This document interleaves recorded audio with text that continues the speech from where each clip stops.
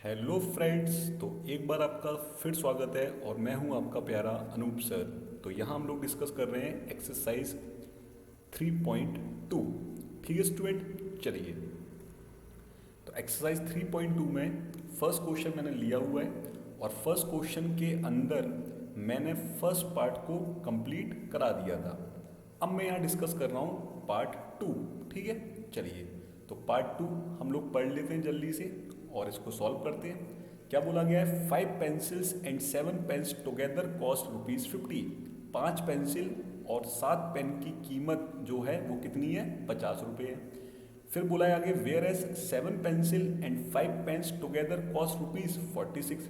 7 pencil और 5 pen की कीमत कितनी है? 46 रुपये। Find the cost of 1 pencil and that of 1 pen. आपको पता करके बतानी है कि एक पेंसिल की कीमत कितनी है और एक पेन की कीमत कितनी है। चलिए स्टूडेंट, तो मिलजुल करके इसको स्टार्ट करते हैं। लेट कहाँ से स्टार्ट करेंगे? माना की। क्या माना? The cost of one pencil the cost of one pencil is equal to x rupees. कितनी है वैल्यू एक पेंसिल की? X rupees. फिर हम मान लेते हैं the cost of one pen. एक पेन की कीमत को हम क्या मान लेते हैं? हमारे पास फिर एक वेरिएबल है वाई रुपीज़ मान लिया हमने इसको। ठीक है स्टूडेंट, अब एक पेंसिल की कीमत एक्स है तो 5 पेंसिल की कीमत कितनी होगी बच्चों? 5x। एक पेन की कीमत y है तो 7 पेन की कीमत कितनी होगी? 7y। तो दोनों की कुल कीमत कितनी इन्होंने अदा की है? कितनी पे की है? 50 रुपये। ये हो गया इक्वेशन नंबर 1। फिर एक पेंसिल की कीमत कितनी है? x। तो 7 पेंसिल की कीमत कितनी होगी बच्चों? 7x। एक पेन की कीमत कितनी है? y। तो 5 पेन की कीमत कितनी होगी? 5y। और दोनों को मिलाकर के इन्होंने कितने पैसे किए अदा? 46 रुपये। ठीक है, अब इसमें हमें x और y की वैल्यू निकालनी है और ये क्या बन चुका है? Pair of linear equations in 2 variable. क्योंकि x और y दो वेरिएबल हैं, दो इक्वेशन, इसलिए इसको पेयर बोल रहे हैं। और x और y की पावर क्या है? 1 है, इसलिए इसको क्या बोल रहे हैं? Linear equations. चलिए, तो हमें ये सब कुछ बताना है ग्राफिकल मेथड का यूज़ करके। हमें ये बताना है ग्राफिकल मेथड का यूज़ करके। तो ग्राफिकल मेथड आप सभी को मैंने बताया है, तो कैसे करेंगे?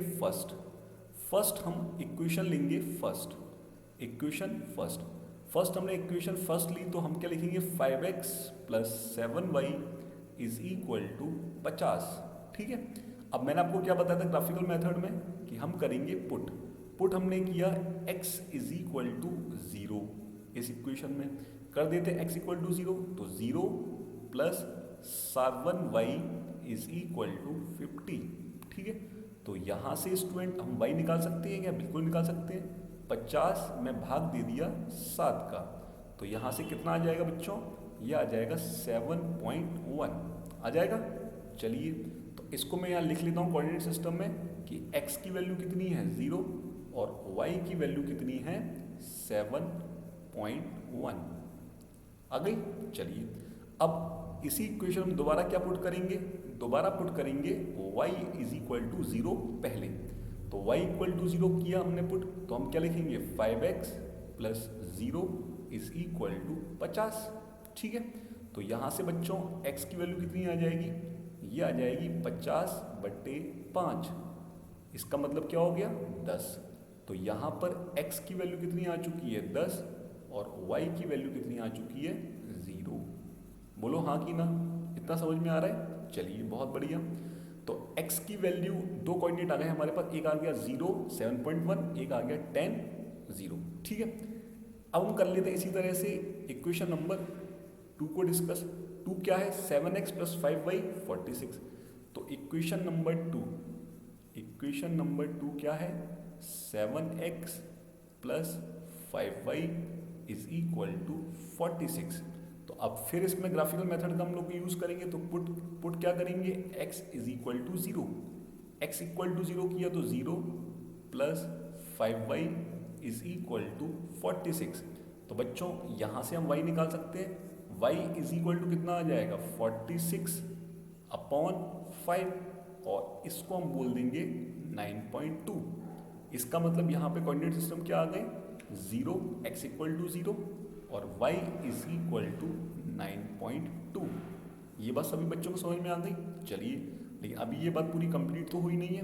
अब हम क्या करेंगे, put y is equal to 0, y equal to 0 करेंगे तो ये हो जाएगा 7x plus 0 is equal to 46। तो यहाँ से हम x निकाल सकते हैं, कितना आ जाएगा 46/7, और इसको यदि सॉल्व करें तो ये आ जाएगा 6.5, है ना, लमसम में कोई दिक्कत नहीं है, बहुत नियर अबाउट हम पहुँच जाएं। 6.5 हो गया x और y क्या हो गया हमारा 0। ठीक है स्टूडेंट, अब मैं इसको ग्राफ पे ड्रॉ कर लेता हूँ। इन दोनों कोऑर्डिनेट्स को, दोनों इक्वेशंस के दोनों कोऑर्डिनेट्स को मैं ग्राफ पे ड्रॉ कर लेता हूँ।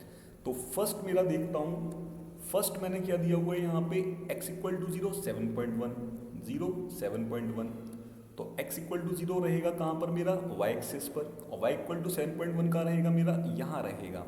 तो मैंने ये नियर अबाउट ये यहाँ पर ड्रॉ कर दिया। ठीक है, इसको मैं यहाँ लिख देता हूँ 0,7.1। तो 7 के आसपास बना लो या 7.1 बना लो, कोई ज़्यादा फर्क नहीं पड़ने वाला। ठीक है स्टूडेंट, अब दूसरा क्या है मेरा, x equal to 10 y equal to 0, x equal to 10 y equal to 0 कहाँ होगा बच्चों, यहाँ होगा। तो इसको मैं लिख लेता हूँ यहाँ पे 10,0। तो अब आपके पास दो कोऑर्डिनेट आ चुके हैं, एक कोऑर्डिनेट तो ये रहा, एक कोऑर्डिनेट ये रहा। तो हम इन दोनों कोऑर्डिनेट्स को मिला दें बच्चों, बिल्कुल मिला देते हैं। आपके पास स्केल होगी, आप स्केल का यूज़ करना, बिल्कुल स्ट्रेट लाइन बनेगी। मेरे पास स्केल नहीं है तो स्ट्रेट लाइन नहीं बन पा रही है। ठीक है स्टूडेंट, अब इस इक्वेशन को आप यहाँ पर लिख दीजिए। कितना था ये इक्वेशन, देख लेते हैं। ये इक्वेशन था 5x plus 7y 50, 5x plus 7y, 5x plus 7y is equal to 50। कोई इशू नहीं है, आगे ये बात समझ में आपको। चलिए, अब दूसरी इक्वेशन कैसे बनेगी, दूसरी इक्वेशन की कोऑर्डिनेट क्या है, एक ये है और एक ये है। तो फर्स्ट कोऑर्डिनेट है 0,9.2, 0,9.2। तो x इक्वल टू 0 ये है और 9.2 बच्चों कहाँ होगा, यहाँ कहीं होगा।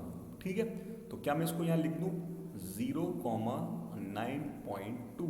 इसको मैंने थोड़ा सा डार्क कर दिया है, कोई इशू नहीं है। चलिए, अब मैं देख रहा हूँ कि दूसरा क्या है, x equal to 6.5, y equal to 0, x equal to 6.5। तो 6.5 7 और 6 के बिल्कुल मिडल में होगा स्टूडेंट, 7 और 6 के बिल्कुल मिडल में होगा। तो मैंने यहाँ पर लिख दिया x इज इक्वल टू 6.5 और y इज इक्वल टू 0। तो स्टूडेंट, एक कोऑर्डिनेट आपके पास ये है, एक कोऑर्डिनेट आपके पास ये है। अब इन दोनों कोऑर्डिनेट्स को यहाँ पर मिलाने की कोशिश कीजिए। ठीक है, और आपके पास यदि स्केल होगी तो बिल्कुल स्ट्रेट मिलेगा, बिल्कुल स्ट्रेट मिलेगा। ठीक है स्टूडेंट, चलिए, तो ये मिल गया आपका। तो ये जो इक्वेशन है, ये इक्वेशन क्या बन चुकी है आपकी, 7x plus 5y is equal to 46। दूसरी इक्वेशन क्या बन चुकी है, 7x plus 5y is equal to 46। अब ये दोनों जो हैं, ये दोनों कहाँ पर इंटरसेक्ट कर रहे हैं, मैं कलर चेंज कर लेता हूँ स्टूडेंट, हमारे पास टेक्नोलॉजी बहुत ज़्यादा है। ये दोनों इंटरसेक्ट कर रहे हैं मेरे इस पॉइंट पर। तो इस पॉइंट को क्या बोल सकता हूँ मैं, इंटरसेक्शन पॉइंट। मैंने पिछले क्वेश्चन में ही आपको समझाया था, ये पॉइंट मेरा क्या हो गया, इंटरसेक्शन पॉइंट। अब इस इंटरसेक्शन पॉइंट को देखो स्टूडेंट, ये कहाँ पर है, ये है लमसम 4 और 5 के बीच में, मतलब 4.3। और ये कहाँ पर है स्टूडेंट, देखो स्केल जितनी आपके पास अच्छी होगी उतना आप ग्राफिकल में समझ में ज़्यादा आएगा। तो ये कहाँ पर है, 3 और 4 के बीच में।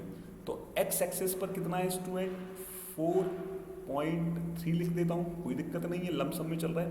और y एक्सेस पर 3 और 4 के बीच में है, तो इसको मैं लिख देता हूँ 3.4 के समथिंग, कोई दिक्कत नहीं है। ठीक है, तो कहने का मतलब ये हो गया कि x की वैल्यू कितनी है, 4.3 और y की वैल्यू कितनी है, 3.4।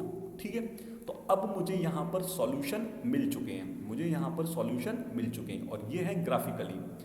अब मैं थोड़ा सा पीछे जाके आपको समझा देता हूँ। पीछे जाके मुझे क्या समझाना है आपको, पीछे जाके बच्चों मुझे आपको ये समझाना है कि यहाँ पर जो x की वैल्यू निकल करके आई, वो कितनी निकल करके आई, y की वैल्यू निकल करके आई, वो कितनी निकल कर आई।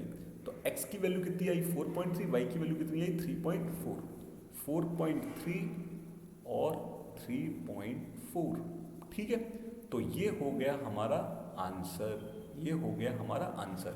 इसका मतलब एक पेंसिल की कीमत कितनी है, 4 रुपये 30 पैसे के आसपास है, और एक पेन की कीमत कितनी है, 3 रुपये 40 पैसे के आसपास है।